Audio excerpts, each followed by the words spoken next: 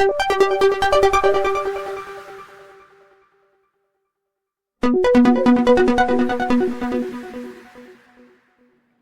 everyone. I'm Dr. Ronald Klatz, 2026, and I have brought together a vast group of some of the brightest minds, certainly some of the oldest, brightest minds left in medicine. And as a nonprofit activity of the American Academy of Anti-Aging Medicine, of which I'm president, we're going to have this little roundtable discussion on the future of healthcare and maybe, as importantly, on the history of healthcare. Because many of the people here have been around for quite a long time. I've been in practice for 50 years, and I think that's probably close to what everybody else has been. And that's a lot of years of seeing a lot of medicine that works, and some that didn't work. And everybody here is an academic as well as a practicing physician. And that's really a hard thing to find anymore.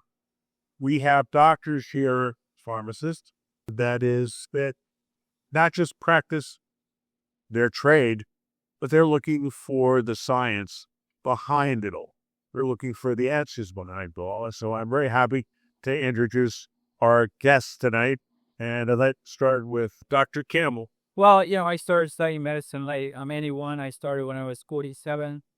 I went to college for 8 years, studied everything under the sun, working in a number of labs.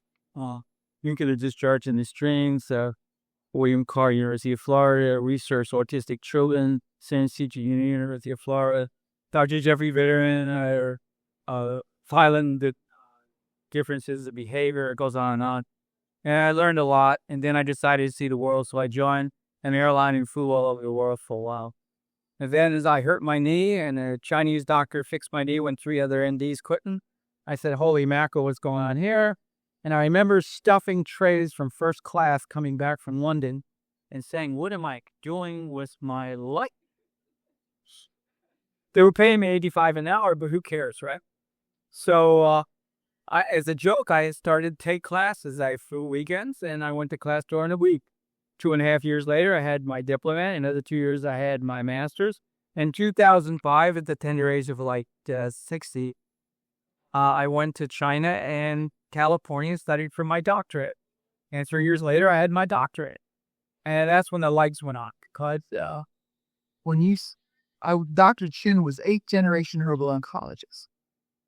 8th generation. Dr. Wu Wo-ping spoke 9 languages fluently and translated all the old books. And when they gave a lecture, it was like nothing I've ever heard. And you see the healing that went on. I saw a woman who came in crying that the western part of the Chinese medicine couldn't fix her cancer. She had ovarian cancer that spread all over. All right, I'll be quick. And anyway, so he fixed her in 3 months, and I saw that. I couldn't believe it. And I watched this, and then I practiced, and then I got into vision. So now I've been studying vision for 14 years, and I made some major breakthroughs. If you go to YouTube, you can see some people that had some severe challenges with vision, and now they see better. So that's me. Hi, I'm Mike Boehmer, president of Malvern Pharma. I've been a compounding pharmacist now for the calendar turned over now 38 years. So an wide variety in industry experience. I've been a member fellow A4M for some time, and I have a good interest in medical education. I spent a lot of time doing that. So I'm very thankful to Dr. Klatz for having me here today, and I'm hoping to have a robust discussion with our friends and peers here. Dr. James Joseph, I'm an osteopathic physician in training. I've had diverse experiences in regular medicine in the early 2000s. I had the awakening for anti-aging medicine in 2012. I was introduced to regenerative medicine, stem cell regenerative medicine, peptide therapies early in the ball game. I met incredible mentors where I got involved with photodynamic therapy, treatments, alternative treatments for many of the chronic diseases, and even some of the fancier names like redox medicine, which is really understanding oxidative stress at its root. And basically been spending the last 5 years nonstop trying to figure out what's going on. And that's the purpose of this group, I think, try to figure out what we can do. Hard to worry. Okay, I'm Sherwood Schwartz. I'm a doctor of Oriental medicine, and in China, I'm a doctor of Qigong. Many years of study Qigong and Chinese medicine. I'm still in practice. I'm the same age. I'm 81 also. I studied with Dr. Val in Switzerland for a while and learned a lot of biological medicine. And right now I'm practicing a lot of homeopathics. I'm still using Dr. Beck's system, eel medicine. And before I was doing a lot of San Kildet, but that sort of disappeared in the U.S. right now. But those medicines are I'm very aware of dark field and many of the different treatments. And here to serve us. Go work 3 days a week and then join it. Good doctor. Oh, Dr. Lucille Frial-Carresco. Or I'm Dr. Lucille Frial-Carresco. Doctor of Epigenetics medicine in Delhi practice. I haven't practiced because he had changed my focus from traditional medicine to homeopathic, and looking forward to going into acupuncture at Oriental and Dr. Campbell's his office. Oh, man. Excellent. Well, we're here in the year 2026, and there are, there's been a earth change in healthcare since COVID, and really even before COVID, with great discoveries and great elimination with regard to what are the actual causes of disease. Whereas before it was all genetic, it was all bad lifestyle, it was all the wrong flip of the coin, and now we're understanding so much more about what causes disease and where it's coming from, where it's not coming from. And the public, in my opinion, at least you have a lot of pundits out there that are reporting on the public, and the public is not buying that there's no cure for this or that or the other disease. There's really, in my opinion, there's a cure for everything. And I wonder if you doctors would agree or disagree with that statement, and where you think the great breakthroughs have happened in the last few years, and where you think the either greater breakthroughs are going to be the next year. But Well, there. In my opinion, people have to have enough energy to heal. Takes energy to heal, and if they come in so deficient, our job is to try to get the energy out so that they can heal. In some cases, it's not possible. But in your assertion that everything can be cured, I think if there's enough energy to cure, they'll come in too late. You can be cured. Yeah. We can hold up with you, Muir. That's definitely, I feel that's definitely true. There's a lot of chi energy moving through the body, and if that's deficient, then you don't have the energy to cure yourself or to cure someone else. A lot of it is a spiritual aspect, not a religious, but a spiritual aspect, where you have an energy field around you, and it gets distorted from mental, physical, emotional, spiritual, psychological. That blocks the flow of energy, and once you can open the chi, then you can start healing from there. Well, that fits in really good with what I was thinking, but I narrowed it down. I think it really, in addition to what you said, if I had to pick something physical, it would be the blood. I really think the blood is really the main, if I had to think of one thing, because that's delivering the oxygen, that's delivering the nutrients, and again, and the circulation can be blocked. And also the ability of the blood cells to deliver the oxygen can be blocked. And that's energy. So that, I think we're on the same page. I think we've also learned a lot just through the work of places like A4M that bring everybody together to talk about these things. So thank you, Dr. Klatz, for that. I think when we talk about the body healing itself, it's going to involve genetic testing. I think there's a lot of what we need, I think, is a new primary care model where we have more attention being paid to lifestyle choices, into management of our epigenetics as we age. Because our epigenome is really what controls the functionality in our body today. And that's based on DNA methylation. So we actually have the technologies in hand now to look at things like DNA methylation, looking at people's epigenome, looking at ways that could possibly be monitored, manipulated, or reset. And I also think that genetic testing of children should be done, where we all know, or at least adults as we become adults, maybe. But it should be part of an initial physical. How many of you at this table have had a genetic test to know what your SNPs are? Okay, sir. I have a Dr. Took. The thing is that even people who know the value of it, we don't do it, and it's not that expensive. And I know there's security issues with the knowledge, like somebody have your DNA and all that, but you can do it in a secure way. There's places that can do it. But I think it's great that we all should know that. That's a test that's affordable that all Americans could have.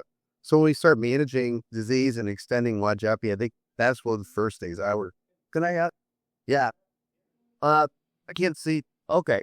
Well, absolutely, because what I found is that when the body is stressed, which we are up against stressors, a lot more stressors than you ever, in my opinion, then everybody has different symptoms. Everybody has a different presentation. What I found, it seems to be determined by those genetic SNPs. Yeah, those are those weak points, those vulnerabilities that become active with without stress. And what as Dr. Campbell was saying when we spoke earlier, when we were on camera, he was talking about the health of the eye is really dependent on getting nutrients in and toxins out, and a good flow, all various, circulating aspects of the complexities of the eye. But that's really true for all of us, right? We have to have all that happening all the time. So I think as we look at aging, we're going to have to look at primary care and look at what things are determining the direction of our primary care efforts. And, I think that's what I think will extend our longevity the most, because it'll give people, as the young people that are going to make it to 120, probably not all of us, but the people that are 30 and 20 right now are going to have a lot more knowledge than what we had. And if they could do that, I think they'll be good. Be good for people. So how do you think you're delivering? Well, a good day at a time, right? Every day that you, but if my father lived to be 99, and he said every day that you get up and there's not guys at your door with shovels, it's a good day. Okay. Well, does anyone here think they're going to look to be fast? 8 to 100. I could. My father just lived to 99, so it could happen. Not if we don't do anything. We have to do something different if we're going to be able to achieve that with everything that's going on today. In my opinion, You're in it. Well, there is a real concern.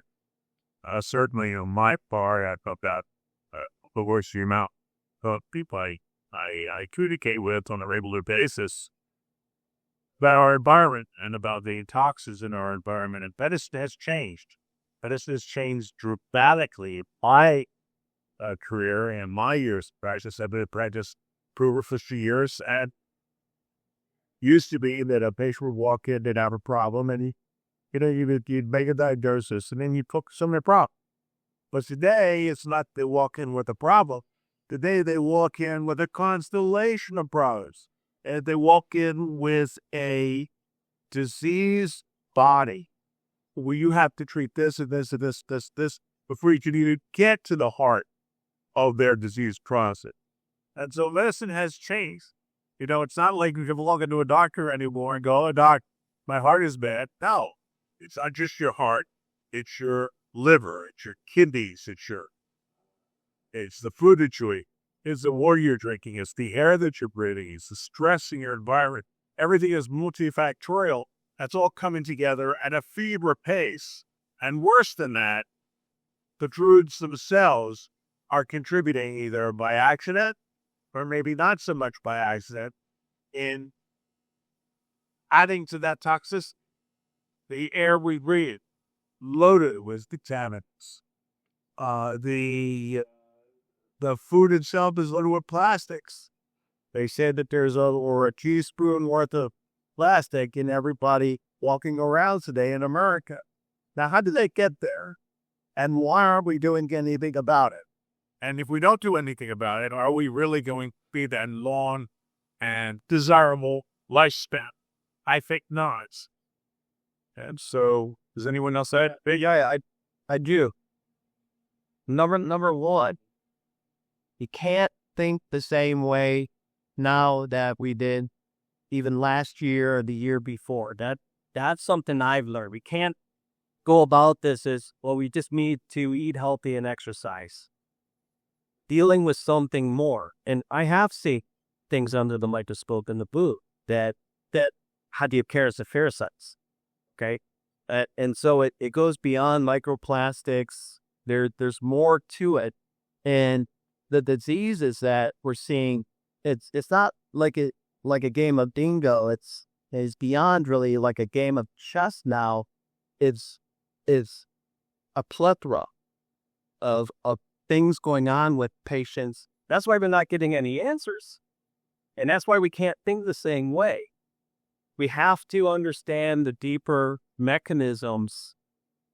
We really have to get to the core of what's going on. And I think that the older medicine mindset, that's where I found a lot of clarity. I would still come back to the epigenetic question, because everything that you're talking about, your epigenetic system is designed to monitor your environment and make changes to your DNA expression in an attempt to adapt to your environment. And if your environment is high sugar or high toxins in your eye, or whether it's plastics, microplastics, whether it's everything, the epigenetic system, our genetic system is prepared to handle plastics. Now, it's not prepared for that. And that's when you see all these different expressions that you're talking about, where people come in, they have 9 different connected things that may be centered on a fat's liver, but it's in every system of the body. And, and the other thing is that in our current, and I'm kind of pressuring on the system here to make primary care approved, but right now, everybody pretty much today sees a specialist for everything, right? It used to be you had to go to your primary care to get a referral to go to a specialist. Now you just go right to the specialist. If I got a problem with my eye, I go to the eye guy. If I go, if I have an orthopedic problem, I go to the orthopedic surgeon. And you never really see anybody else. And there's nobody watching the farm, I think, in a lot of cases. And Keith, then what does that do? That leaves the more confused patient to go out to the internet and search for what they can find, and they fall for marketing things, or some people do educate themselves well, and it's just hard to know. But I think that the primary care system has got to be approved, because that's the only way that we can help people manage chronic diseases, through managing their epigenetic drivers. That to me is really the powerful thing. Now, how do we do that? Well, that's when you walk up down the aisles at A4M and you see all the vendors. That's what they're doing. They're all trying to figure out a way to do that. Dr. Schwartz, you spent a lot of time of your life kind of on the edge. And by that on the edge, and I'm taking some liberty here to saying that Schwartz very well. Woody has been very spiritual in his practice, and very scientific at the outside of his practice, and in between in other aspects of his life, including clean lifestyle, eating well, regular exercise. He's a Qigong master. Has that worked for you? And has it worked for your patients? So far it has. I'm 81 years old now, and I'm in good shape. I do Pilates twice a week, private Pilates lessons at helps a lot for the flexibility. I'm still doing the Qigong every day. I do a multitude of different exercises, a little different than regular exercises, where I'm working. Each organ has a positive and a negative to it. Of course, it's like the liver has to do with anger on the negative side, and it has to do with kindness on the positive side. So it's like an alchemical formula. Both aspects are there. Excuse the water. Both aspects are there at the same time. Is which one you concentrate on, and when you work at it. Like one of the exercises that's very simple, where you're inhaling, reaching up and pushing to the right side, which affects the liver, and you're actually squeezing that part of the body. You're making a sound. So you've got the kinesthetic movement, you've got the sound, the auditory, and then the visualization is the color of the liver from a swampy green to an emerald red. So when you start doing that, you're getting auditory, visual, and kinesthetic. So the mind's getting it. You got the sound, you got the movement, and you've got the color and the visualization. So with all of those, and it works on every organ. So you're doing that transformation. We're taking the negative and you're switching it to the positive. So if you're having anger, you switch it to kindness. Who's the kindest person you know? How does that work? So as you're doing that, you're making a change in the organs. There's other things where you actually move the heart energy, the fire energy down, and the water energy above it, and you steam the organs. So you're in the breathing technique, and you're starting to steam. So you're getting all the organs juicier. So when you're doing that on a mental, emotional, of course, physically it's happening too. It helps. I grow a garden. The garden's all organic. So, that's just my hobby, but at least I know I'm eating organic food. I do the Qigong, I do the exercise, and I think it's a lot of a mindset. If you say it's a shitty day, it is. If you say it's a good day, it's a good day. And you really need to play with that all the time. That positive reinforcement, it lifts you up and gets you, it gets you going. It keeps you younger. It keeps you more excited about life. It's a joy. Then being grateful, having gratitude, that really makes a big difference. And I'm constantly educating myself in workshops with different doctors, with different teachers. I spent 30 years doing Tibetan Buddhism and Taoism. So that mindset of both being up to that energy. So you bring in that energetics, and then you combine it with the right food. And my house has a full water system to pull out whatever fits in there. And, so I do all those things. And so far, still. Well, and to expand on your point, some of those techniques you talk about could be incorporated into normal primary care. Like, for example, if a patient comes in and has a fatty liver or has a problem with their eye, some of these massage things, these stretching, the energy, the mental intention behind those things that you're putting into it, those are things people are interested in. I always teach a patient, I'll do a treatment, and then I'll say, listen, this is where you'd got a problem with your heart, too much heat in the heart. The heat goes up, it disturbs the mind.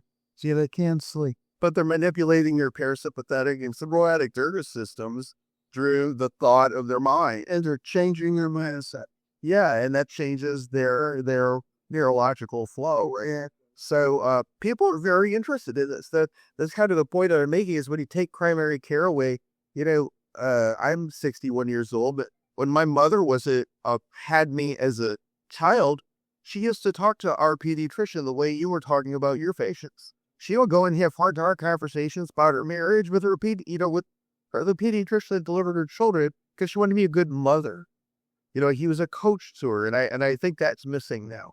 You know what I mean? Like, I don't even know if you would have anybody to talk to at all. But I think the care that you're giving could be brought back into it. And I think people would want that. Right. I believe they do too.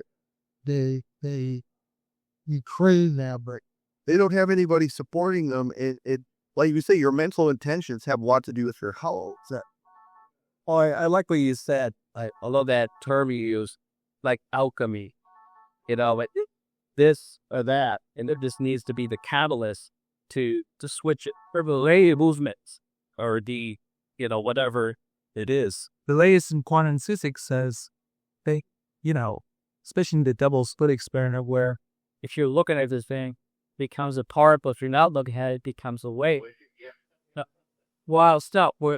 Where if you take that to its extreme philosophy, you create your future by knowing and feeling, which is your framework to think that to know that you're healthy. There's this Silva method, or these people are winning all the prizes because they can feel the money in their hands. They're worthy of it. They know the money's coming to them. And these people are winning all this money, and a woman without a house who won a racehorse. I mean, it goes on and on and on. But it's an extension of this quantum physics field that we are in control of our field. But nothing, in my opinion, controls the field as is your Tibetan Qigong work. How you create a field as you work and move. It's the motion, and the thoughts of where you are, where you're, the way you are in God's perfection, if you will. And this is really cool stuff. And I think we're just entering this age where people are starting to believe in the bottom, because we have a lot of religious dogmas and this and that. But at the end of the day, we're connected to the life force you're communicating with. You can call it the collective unconscious. You can call it God. You can control that space is really something, and we're part of this space, and that God expresses itself through us. And you are taking God energy and convoluting it into something positive. There's my 2 cents. We're talking about, we've gone from the physical dimension to the spiritual dimension. Now we're all here old enough to have practiced long enough to see people through all the phases of their life, including the last phase of their life, including hospice, including to the end of it. Does anyone here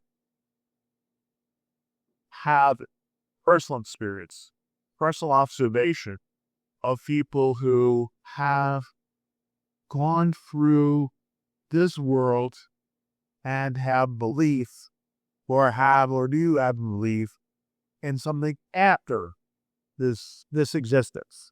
Is there another energy? Is there a field? Is there another dimension of light beyond this? Or is this all there is? And does that justify spending all your time, energy, and money on anti-aging medicine?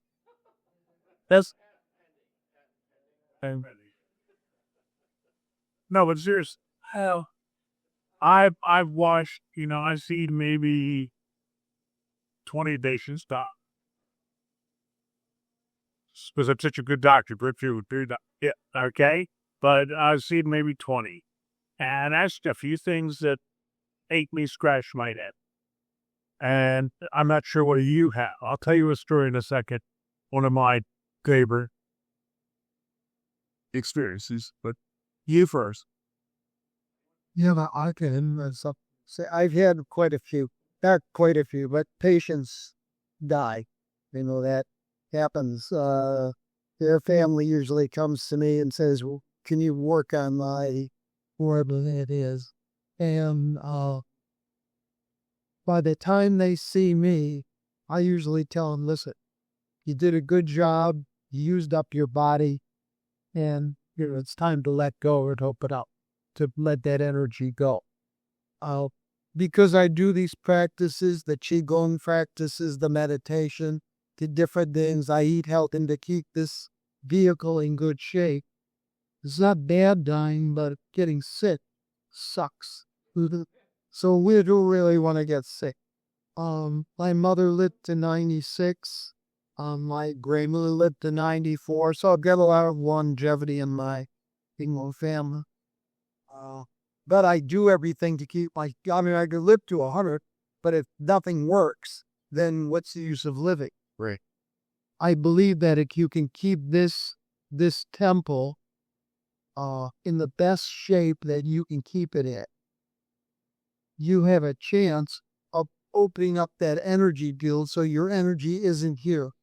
Every time you see a saint, they've got an aura, right? They got some type of lights around it. That lights, that energy that's projected out, we can take that with us because we're not this visit. This is going to die. Right. And it ages. I noticed that I can't do some of the things that I did when I was 35. I tried. I was at the gym today and I held on to those rays and how you see them, they go like this. Well, I tried to do that. I do that a lot. So I'm wondering, how do they hold that thing? That's incredible. But, you do the best you can and you keep working on it to keep the vehicle alive.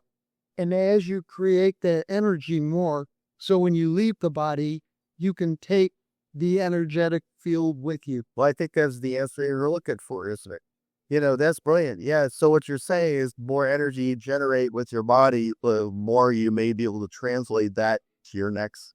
To the next lamp of the yes. Yeah. Likewise, if you had very weak energy, you might have very little to. It's hard to watch somebody die with low energy. You could just hang on.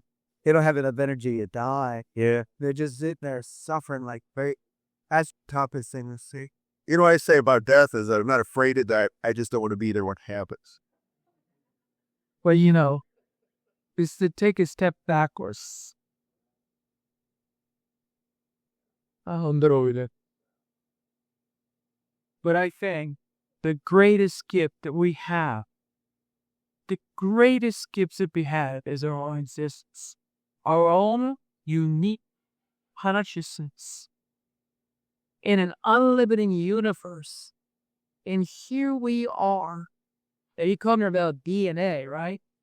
So I once saw a lecture where the man said that the odds of you being here, an individual being here, just between the different combinations of the mother and father's DNA, the odds of you being here is 400 trillion to 1.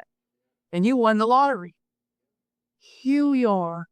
We have our own conscience, our own. And the thing is, we can feel. We can have emotions, feel pain, feel love. And then when we, all of us are doctors, the biggest thing we feel, like when I get somebody to see again, I can't sleep that night. I'm going nuts. I feel so good I can't stand it. And that's part of this thing we call existence. And let me tell you something. He's going to have to drag me screaming and kicking before I go.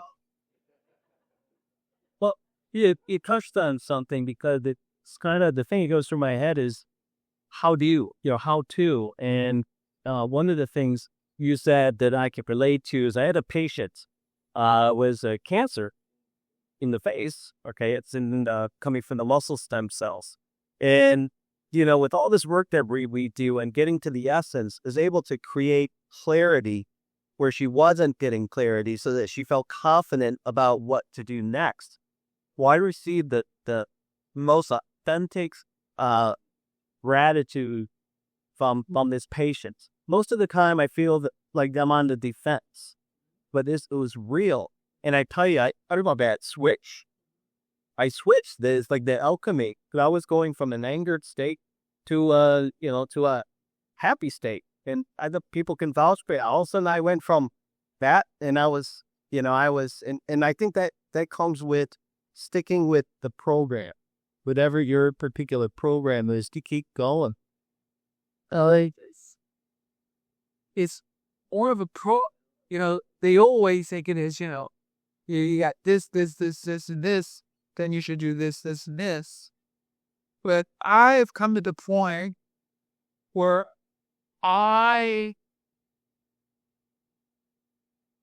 it's more.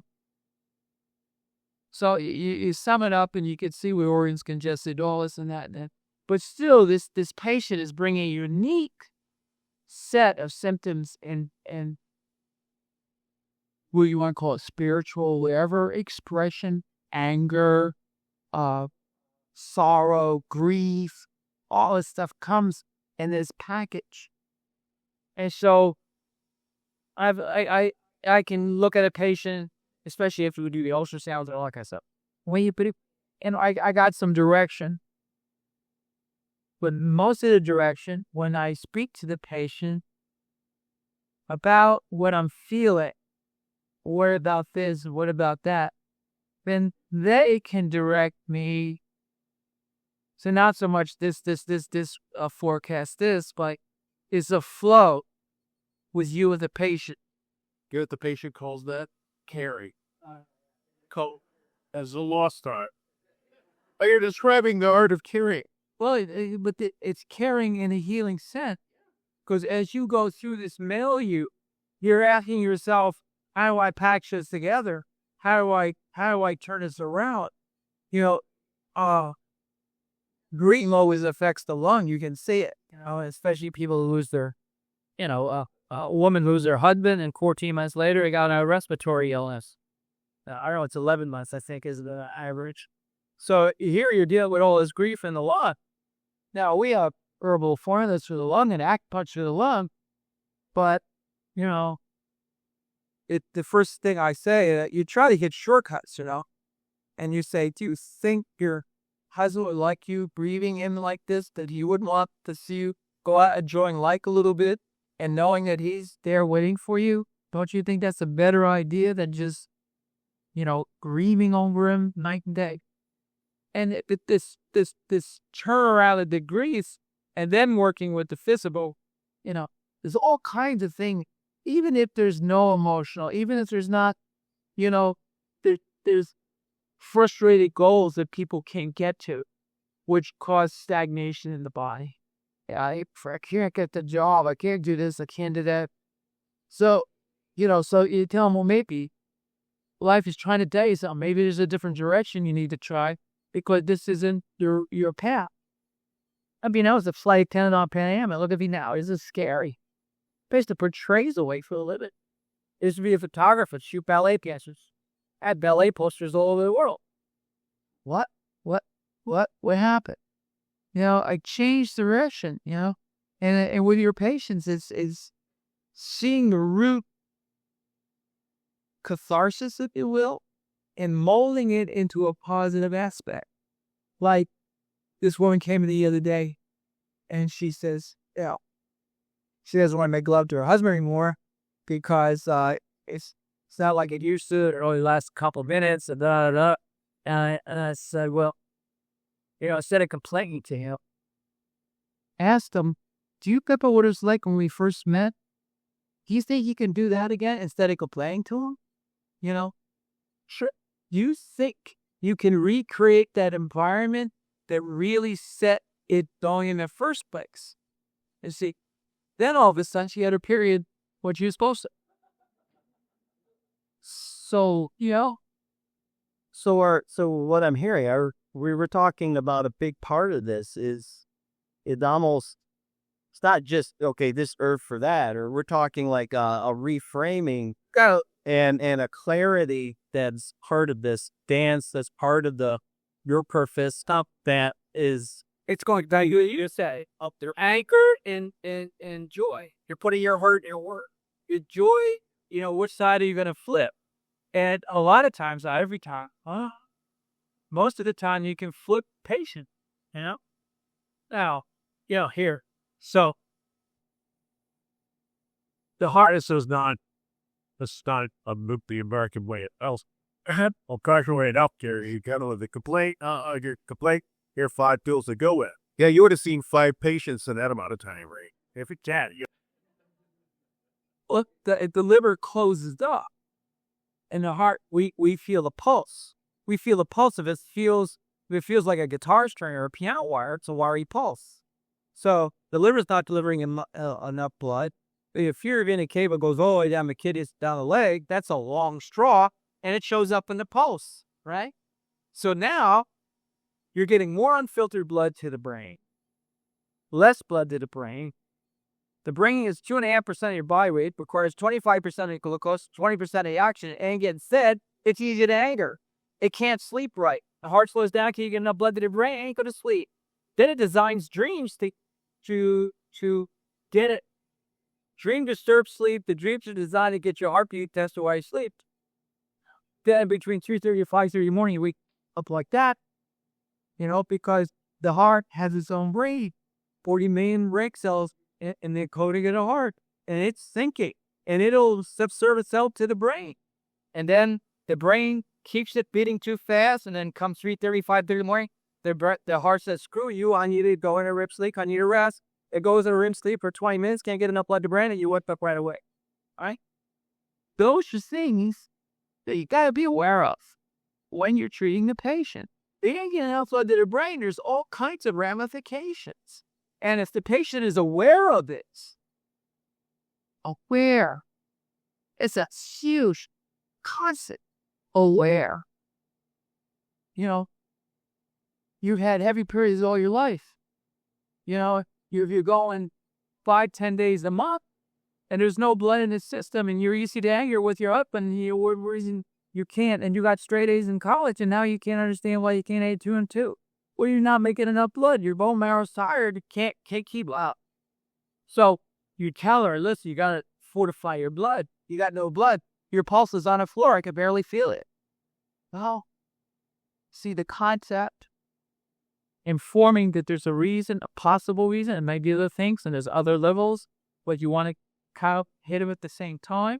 And then realize that this anger is a frustration, And then here's the kicker, right? So now when you don't get enough blood to the brain, you had anxiety. Anxiety, right? Because you can't predict the immediate future. You do that for a couple of weeks, and the brain says, I can't take anymore.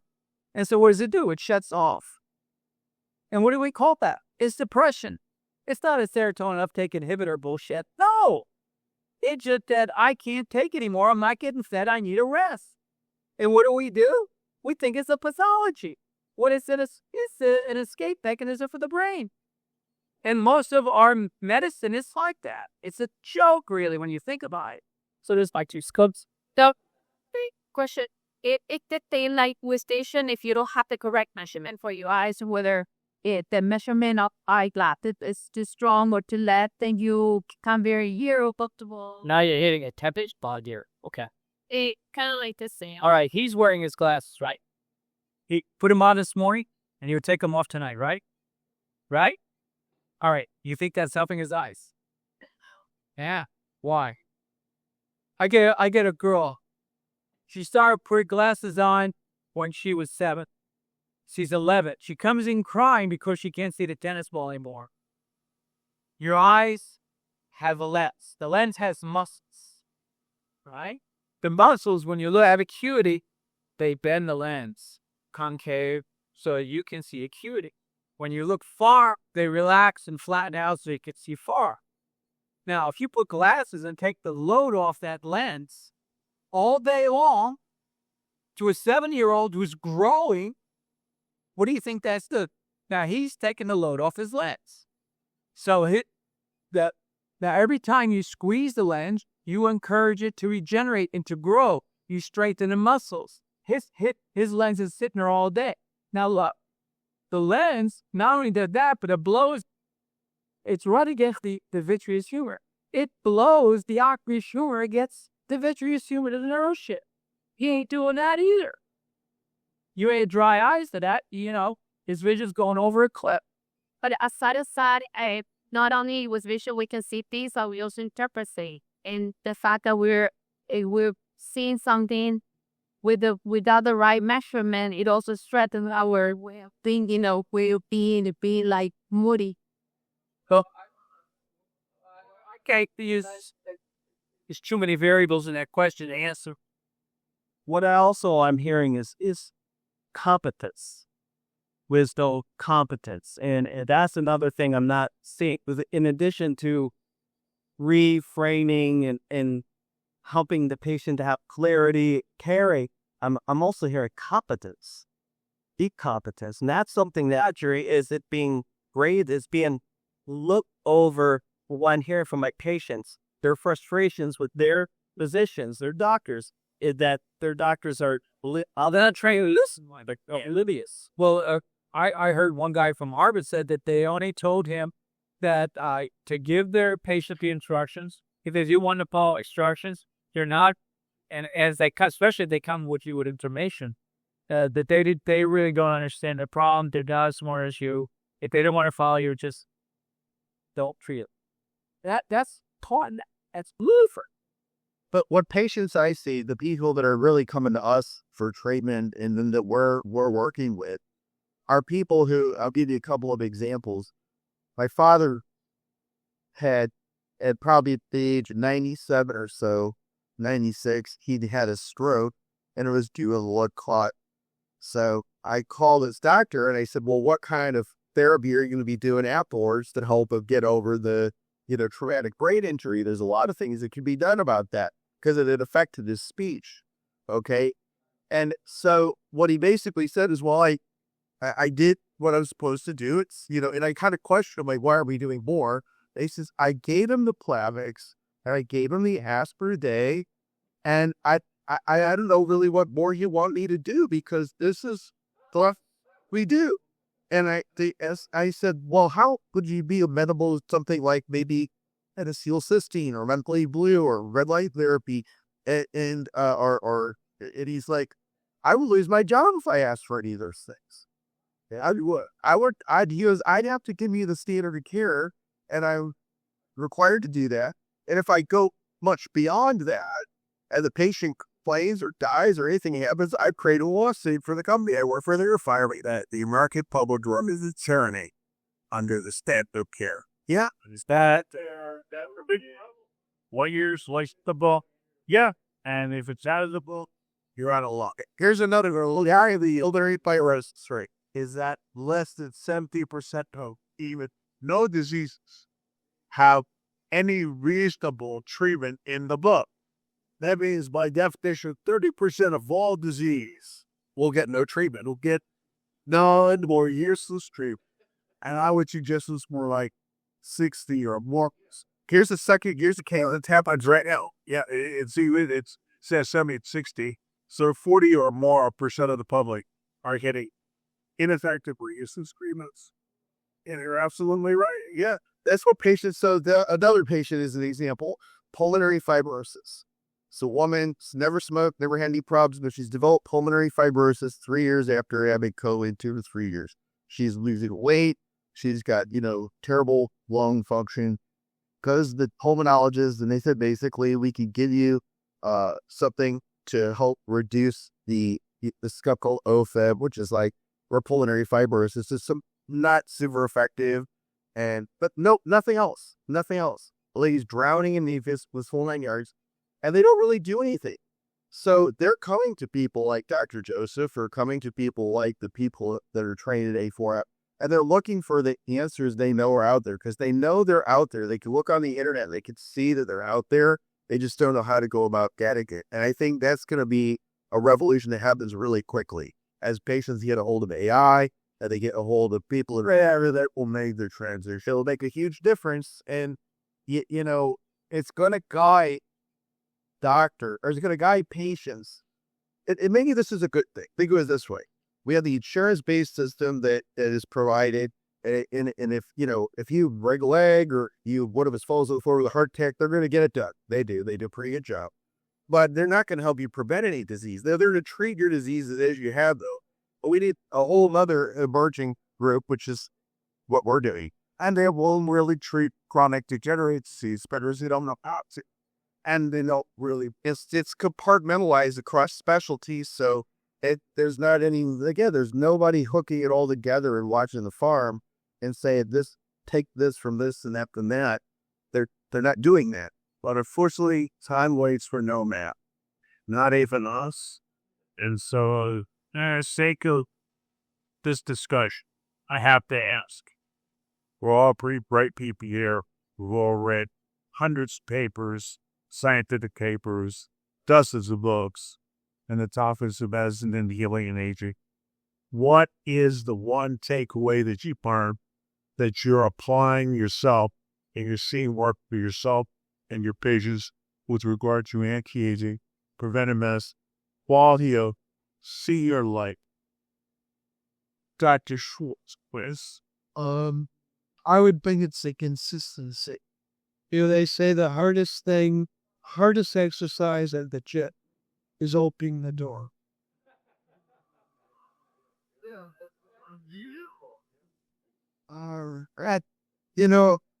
I've been doing Qigong for years. I've been eating a good diet for years.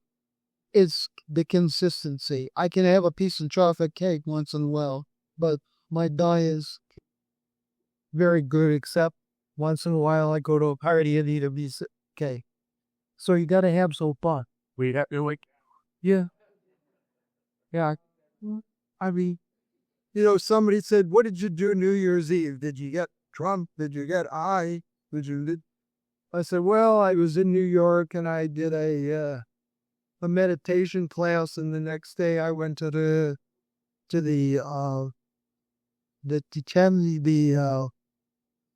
Dalai Lama's, the Tibetan house. They chanted all day. So anyway, I spent a few hours there. It was fun. A different type of, it's not like what I did when I was younger. Yeah. But, at this age, I said, okay, I can do the meditation. I can still do the yoga. I'm happy to look here. There's the, I didn't touch my toes. I think the consistency of your exercise, your meditation, your diet, those are, as long as you keep it boom, and you do it all the time, that makes your life look better. Yes. Well, yeah, I like that, and I'll add my piece to it.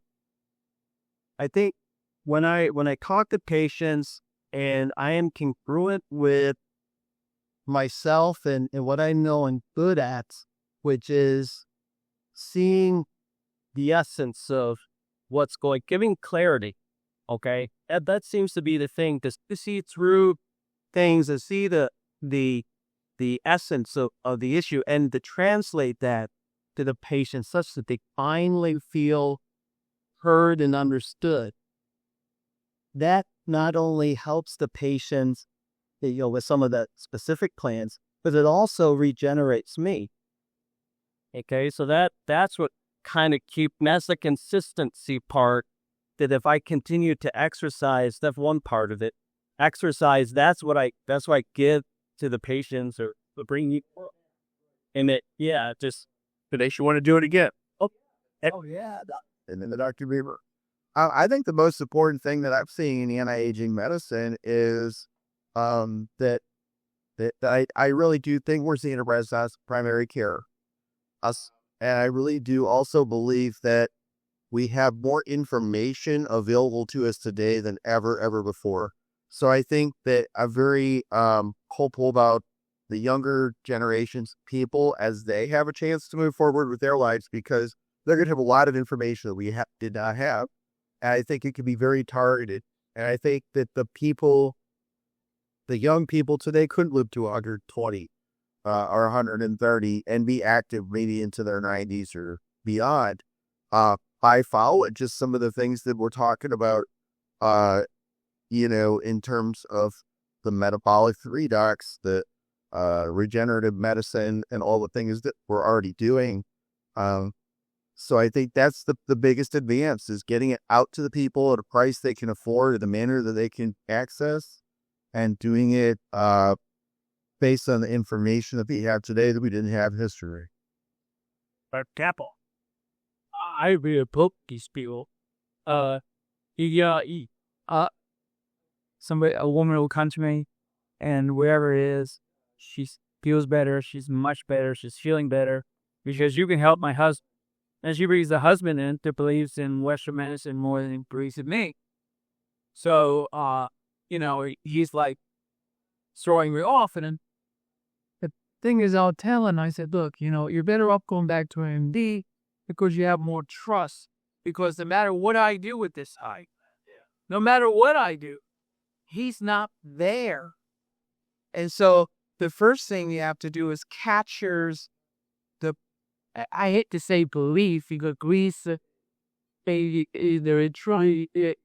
trust, capture the trust. And it goes back to you too, and that the patient knows that you identify with that. The knows that you are trying to understand where they're at by the questions you ask. Because if you keep the questions to the patient as if you're really concerned about them, you know what I'm like, I can't over. Sure. This might be a little over so. Yeah. Well, that's it for the first video conference from the American Academy of Anti-Aging Medicine. I'm Dr. Ronald Klatz, president and founder of the society, and wishing you a long and healthy lifespan, and hoping that 2026 is not the end for you, but really the beginning. And it can be. 2026 is going to be an amazing year. The technology is exploding, and what's in the laboratory and what's in the pipeline is beyond belief. And AI is going to bring it to you faster than you could blink your eye. It's exploding onto the scene. Any common physician or educated individual can have the experience of a Rhodes Scholar genius with the help of AI enhancement and the answers that are readily available at our fingertips. And the amazing thing to me is that after working with artificial intelligence systems for the last 4 months, I'm amazed that their basic core interest is overall a human longevity. I've asked them all so many questions on this topic, and they not only have answers from the textbooks, but they have answers that are beyond the textbooks. This is an area of interest. I don't know why, but it seems to be a focus of the paradigms which are maybe inserted there by the programmers, or it may be just an overall gestalt of the public asking these questions that helps to shape AI in our benefit. And I am very enthusiastic that will lead to a longer, healthier, happier lifespan for us all. And so for the American Academy of Anti-Aging Medicine, for worldhealth.net, for forum.worldhealth.net, I wish you a long and healthy and prosperous lifespan. And thank you all to my panelists. God bless you all. Maybe. That's for you. Well, that was cool. Let's